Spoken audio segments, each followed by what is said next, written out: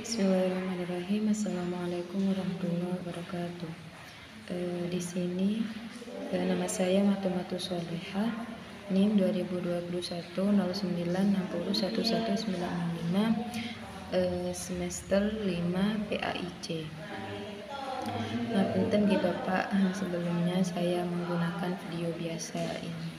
Jadi cuma tugasnya yang kelihatan. Oke. Yang pertama yaitu saya akan menjelaskan tentang RPE, PROSEM, KKM, dan yang terakhir kartu soal. Nah, yang sekarang ini yaitu tentang RPE, rincian pekan efektif dalam satu semester. Di sini saya sebagai guru mata pelajaran fikih yang mengajar di kelas 7 Madrasah Sanawiyah. Jadi saya kebagian jam pelajaran itu selama 2 jam. Okay. Untuk yang pertama yaitu jumlah pekan dalam satu semester mulai dari bulan Juli, Agustus, September, Oktober, November, dan Desember. Yaitu pada bulan Juli ada 3 pekan. Okay. Kemudian yang pekan efektif, pekan efektif yaitu terjadinya proses belajar pembelajaran yang semestinya itu hanya 1 pekan. Kemudian yang tidak efektif ada 2 pekan. Tuh. Karena biasanya kalau pertama masuk sekolah itu kan bulan Juli ini tidak maksimal proses pembelajaran itu. Jadi kayak ada MOS gitu di sekolah. Jadi cuma yang efektif ada 1 pekan. Kemudian yang kedua yaitu ada 5 pekan. Nih, yang pekan efektif 5 pekan juga. Jadi gak ada yang lowong. Nah, ini di sini 0. Kemudian September, Oktober, November, Desember ini semuanya sesuai dengan jumlah pekannya. Ada September ada 4 pekan, Oktober 4 pekan, November 5 pekan, dan Desember 3 pekan. Ini semua pekan efektif. Jadi gak ada yang gak ada kepentingan lain seperti itu. Jadi di sini saya cantumkan ada 22 pekan. Oke, ini 22 pekan semua. Kemudian karena saya mengajar di MTS, jadi kebagian 2 jam pelajaran. Jadi 22 dikali 2 itu sama dengan 44. Nah, ini kalau yang jumlah KD sama jumlah PH ini kompetensi dasar sama pilihan harian ini cuma saya ngarang. Jadi ya ini wes. Kemudian jumlah jam untuk PH itu ada 2 jam pelajaran dikali 2 berarti 4 jam. Kemudian cadangan. Nah, kegunaannya cadangan ini apabila saya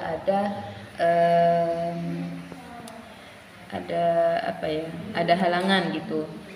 Jadi saya buat 4 cadangan. Jadi jumlah efektifnya 44 jam pelajaran itu dikurangi 8. Mengapa? Karena ini dikurangin yang jumlah jam untuk PH sama cadangan. Jadi totalnya semua 36 gitu. Kemudian yang untuk PROSEM.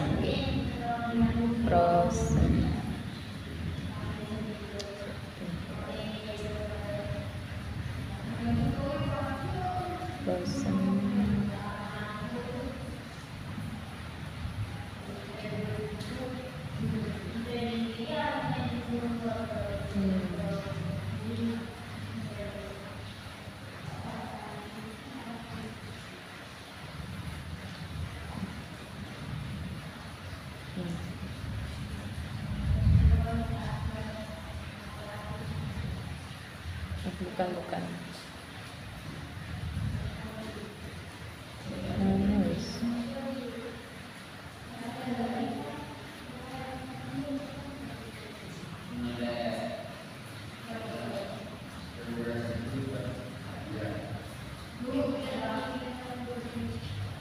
Yang ini.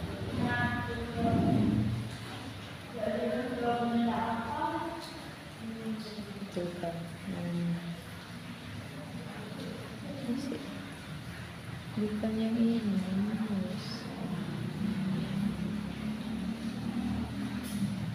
Oh ini.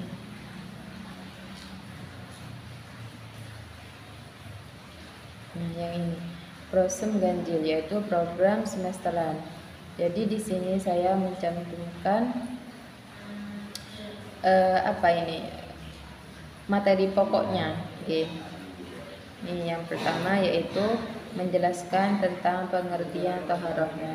Saya membutuhkan waktu penyelesaiannya itu selama 3 pekan. Jadi jumlah jam pelajarannya ada 6. Oke, kemudian yang untuk materi pokok kedua saya membutuhkan 2 pekan. Jadi ada 4 jam pelajaran. Terus sama sampai bawah sama. Nah, dan yang terakhir ada UAS 2 jam pelajaran dan juga cadangan yang sebelumnya itu ada 4 jam pelajaran. Jadi total semuanya yaitu ada 44 jam pelajaran. Oke, ini. Jadi sesuai sama LPE yang tadi untuk prosemnya. Kemudian setelah prosem ada KKM analis.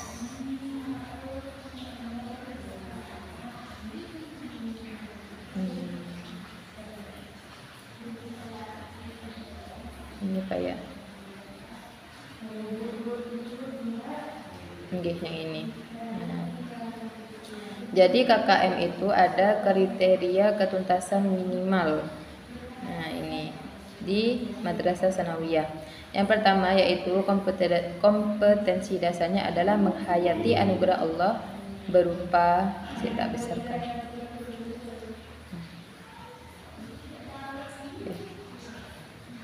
Menghayati anugerah Allah berupa air dan benda-benda lain yang dapat digunakan sebagai alat bersuci. Nah, indikatornya di sini membuktikan air sebagai anugerah Allah Subhanahu wa taala berdasarkan tanda-tanda yang digambarkan dalam Al-Qur'an dan hadis. Nah, jadi untuk materi ini saya untuk kompleksitas. Nah, kompleksitas ini apa? Yaitu apa ya? Kesulitan atau kemudahan dari materi tersebut. Jadi menurut saya ini sedang dikasih angka kira-kira 75.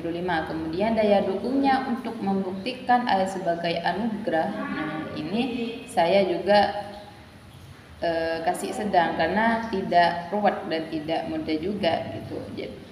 Kemudian yang terakhir ada intake. Intake ini kemampuan siswa dalam memahami materi tersebut untuk membuktikan air ini sebagai alat suci. Jadi semuanya 75, kompleksitas, daya dukung 75, intake 75 itu digabung dan dibagi 3. Maka KKM-nya di sini terjadi mendapat nilai 75 juga. Seperti itu.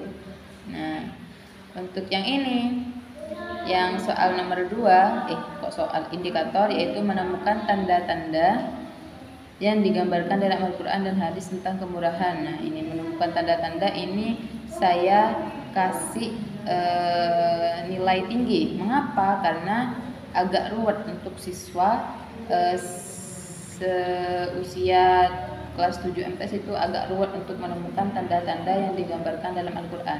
Jadi saya dikasih ini tinggi. Nah, nilainya ini 60.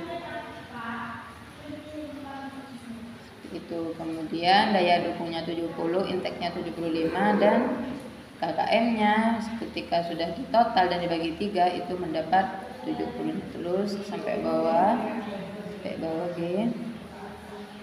Nah, untuk total indikatornya semua adalah 51. Nah, untuk jumlah KKM-nya dari atas ini ada 3.635. Jadi 3.635 ini dibagi 51 maka akan mendapat nilai KKM. Nilai KKM semester 1 jumlah nilainya yaitu 70. Jadi untuk pelajaran saya fikih kelas 7 MTS itu nilai KKM-nya itu semua mendapat 70 nilainya. Oke. Kemudian yang terakhir yaitu ada kartu soal. Nah, ini kartu soal ada 10 butir. Yaitu untuk membuat kartu soal ada kompetensi, materi, dan juga indikator. Untuk kompetensi yaitu menghayati anugerah Allah berupa air dan benda-benda lain yang dapat digunakan sebagai alat bersuci. Materinya, benda yang digunakan untuk bersuci diantaranya adalah air, ini materinya. Dan indikatornya membuktikan air sebagai anugerah Allah SWT berdasarkan tanda-tanda yang digambarkan dalam Al-Quran. Jadi saya membuat soalnya itu lebih utamanya ketika sedang istinja, yaitu menggunakan yang pertama ada tanah, yang kedua batu, yang ketiga air, dan yang keempat kayu. Jadi jawabannya adalah air. Mengapa air? Karena ini untuk digunakan sebagai istinja. Jadi termasuk soal ini untuk membuktikan air sebagai anugerah Allah, gitu. Anugerah. Kemudian yang nomor 2 yaitu menerima pentingnya bersuci dari hadas dan najis sebagai salah satu syarat beribadah. Materinya pentingnya bersuci dari hadas dan najis. Kemudian indikatornya mematuhi perintah Allah melalui Al-Quran untuk bersuci dari najis. Nah, saya membuat soalnya yaitu salah satu syarat sahnya suatu ibadah adalah yang pertama suci dari haid, suci dari hadas dan najis, suci dari nifas, dan suci dari hadas besar. Maka jawabannya adalah suci dari hadas dan najis. Mengapa? Karena untuk sahnya apabila seseorang melakukan suatu ibadah, untuk sahnya itu syarat sahnya itu harus suci dari hadas dan najis.